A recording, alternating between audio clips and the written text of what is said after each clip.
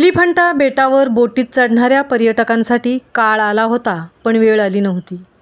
चेंगराचेंगरीत पर्यटक सुदैवाने बचावले. गेटवे ऑफ इंडियापासून समुद्रमार्गे अवघ्या 16 किलोमीटर अंतरावर एलिफंटा केव्ज, यालाच दुसरे नाव आहे घारापुरी लेणी, आणि या लेण्यांच्या कुशीत एक वेगळे जग वसले आहे.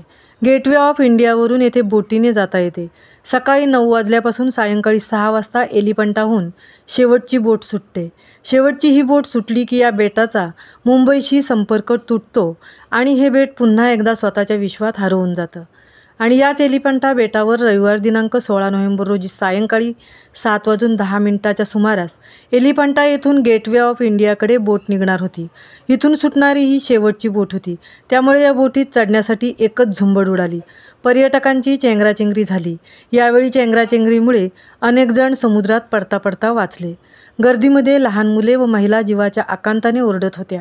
रविवार सुट्टीची मजा लुटण्यासाठी गेटवे ऑफ इंडिया येथून शेकडो बोटी पर्यटकांना जगप्रसिद्ध एलिफंटा बेटावर घेऊन जातात. दरवर्षी या स्थळाला लाखो देशी विदेशी पर्यटक हजेरी लावतात. या वाढत्या पर्यटकांचा फायदा घेऊन सकाळपासूनच गेटवे ऑफ इंडिया येथून शेकडो बोटी पर्यटकांना एलिफंटा बेटावर सोडतात. त्यानंतर संध्याकाळी परत माघारी मुंबईकडे नेतात.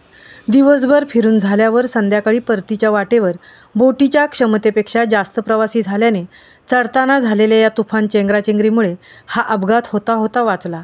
सुदैवाने कोणतीही अप्रिय घटना घडली नसली तरी या घटनेमुळे पर्यटकांमध्ये संतापाची लाट उसळली आहे.